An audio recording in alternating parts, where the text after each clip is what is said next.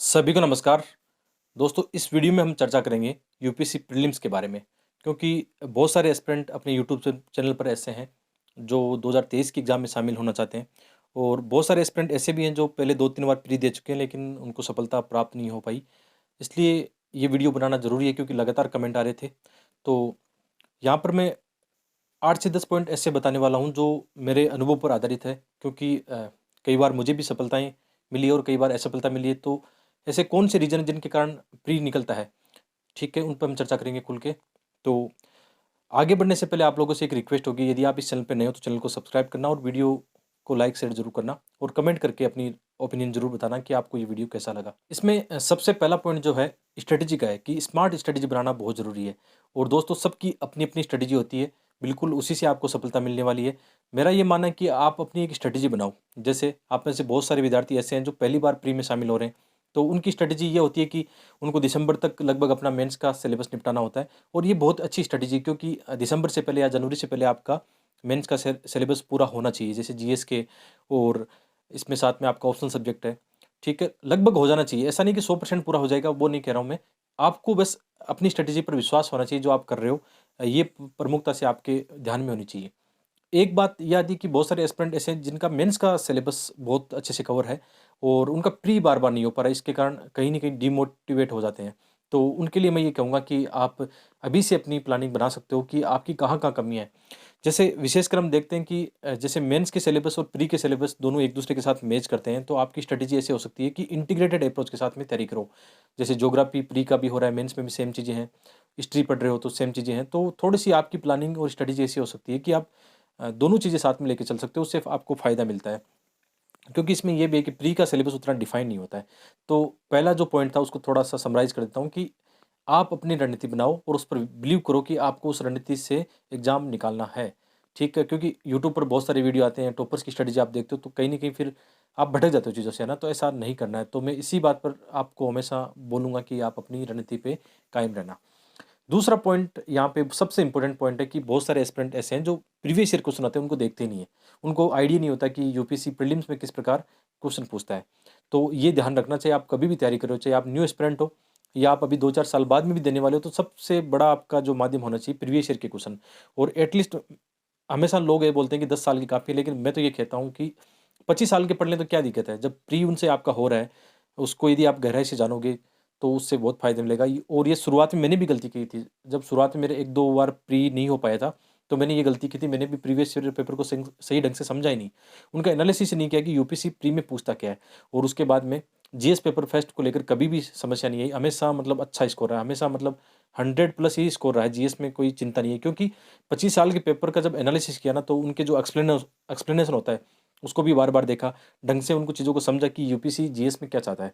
तो इसको भी ध्यान में रखना कि प्रीवियस ईयर क्वेश्चन आपके लिए सबसे बड़ा हथियार होगा। उसी को आप आगे रखोगे तो आपको ज़्यादा फ़ायदा होगा।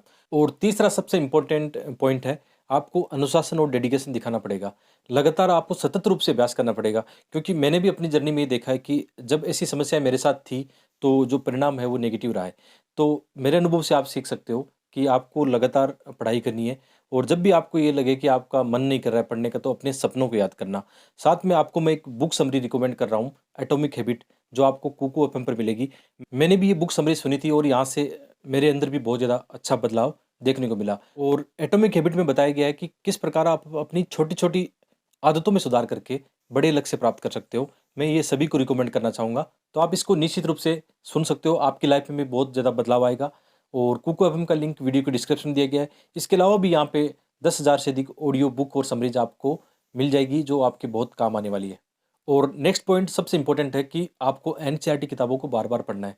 मैंने कई बार आपको एनसीईआरटी किताबों की पूरी लिस्ट बना के दी है, फिर भी आप लोगों का कमेंट रहता है, तो आप प्लेलिस्ट में एक बार वीडियो देख लीजिए, आपको 4-5 वीडियो ऐसे मिल जाएँगे जिनमें मैंने एनसीईआरटी किताबें आपको न्यू और ओल्ड दोनों रिकमेंड की है, और इनको 5 से 10 बार पढ़ जाओ, क्योंकि प्री के अंदर सबसे ज़्यादा काम आती है आपकी एनसीईआरटी किताबें। और इसके बाद में सबसे इम्पोर्टेंट पॉइंट आता है, शॉर्ट नोट्स ज़रूर बना सकते हो आप।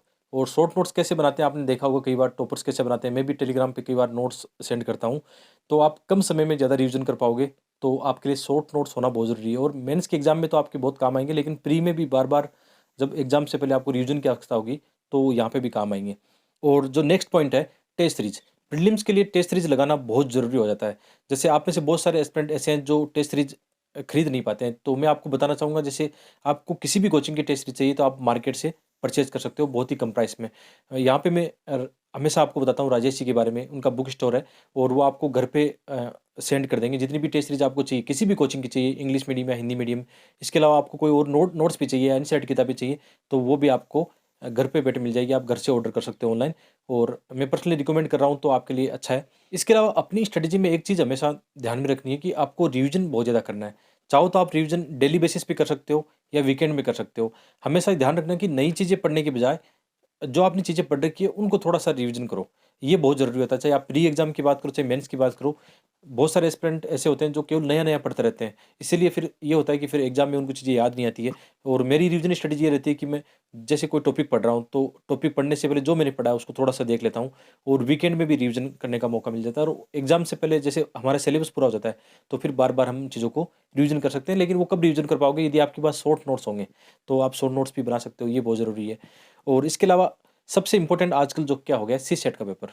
सीसेट के पेपर में मैंने देखा है कि मैं खुद इन चीज़ों से गुज़रा हूँ, तो बता सकता हूँ, सीसेट के पेपर को हम लाइट लेते हैं थोड़ा-सा। हमें लगता है कि क्वालिफाइंग नेचर का है, लेकिन आजकल क्वालिफाइंग नेचर जैसा कुछ बचा नहीं उसमें।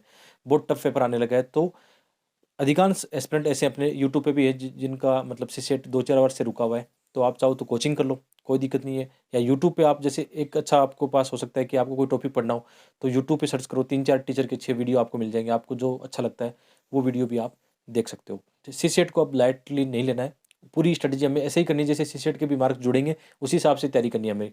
हालाँकि क्वालीफाइंग है, लेकिन तैयारी हमें करना है कि इसकी कट ऑफ भी हमें पार करनी है, वो ध्यान रखना है। इसके अलावा एक चीज़ मैंने और देखी है, न्यूज़पेपर रीडिंग। आप में से बहुत सारे एस्पिरेंट शायद न्यूज़पेपर रीडिंग नहीं करते हैं, लेकिन मेरा एक पर्सनल अनुभव है कि आजकल जो प्री में क्वेश्चन आ रहे हैं, न्यूज़पेपर से डायरेक्ट आ रहे हैं। जैसे साइंस एंड टेक के क्वेश्चन आते हैं, मैंने देखा है द हिंदू न्यूज़पेपर में काफ़ी चीज़ें आती है, वहाँ से कवर हो जाते हैं। हालाँकि आपके मैगज़ीन से भी कवर होते हैं या यूट्यूब पे आप वीडियो देखते हो, वहाँ से भी कवर होते हैं। लेकिन मेरी पर्सनल ओपिनियन है कि न्यूज़पेपर हमें पढ़ना चाहिए। जैसे इंडियन एक्सप्रेस आजकल बहुत अच्छा आता है, या हिंदू आप पढ़ सकते हो तो हिंदू पढ़ सकते हो। लेकिन एक न्यूज़पेपर आप रेगुलर पढ़ो तो ज़्यादा फ़ायदा मिलता है। और लास्ट में मैं ये कहूँगा, लास्ट जो अपना बिंदु है, आत्मविश्वास। आप कई बार असफल हो चुके हो, कोई फ़र्क नहीं पड़ता। एक चांस आपको चाहिए, एक मौका चाहिए। मैंने देखा है कितने टॉपर्स ऐसे देखे हैं, जिनको केवल एक बार प्री निकला और फाइनलिस्ट में उनका नाम है। तो इससे फ़र्क नहीं पड़ता, आप पहले कितनी बार फेल हो, कितनी बार पास हो, हर एक अटेम्प्ट आपके लिए नया होता है। इस बात को हमेशा ध्यान में रखना, जब आपने सपना देख लिया है, आपके अंदर ये जज़्बा आ ही गया कि मुझे ऐसा करना है, तो बिल्कुल आत्मविश्वास आपका सबसे बड़ा हथियार होगा। मेरा खुद भी ये है कि आत्मविश्वास कभी नहीं खोना है। हमेशा मैं कोशिश करूँगा कि आपके लिए ऐसे मोटिवेशन वाले कुछ प्रैक्टिकल वीडियो आपके लिए लाता रहूँ, ताकि आपको एक सही दिशा मिले। मेरा अनुभव आपके काम आए तो इससे बढ़िया क्या हो सकता है। और जो बीच में हमने कुक एफएम की बात की थी, ज़रूर देखना, लिंक वीडियो के डिस्क्रिप्शन में। और सबसे अच्छी बात है, वैसे तो इनका साल भर का प्राइस ₹399 होता है, लेकिन आप मेरा कोड इस्तेमाल करोगे DG50, तो ₹199 में आप 10,000 से अधिक ऑडियो बुक और समरीज़ एक्सेस कर सकते हो पूरे साल भर। इससे अच्छा क्या हो सकता है। मिलते हैं एक और वीडियो में। आप सबका बहुत-बहुत धन्यवाद।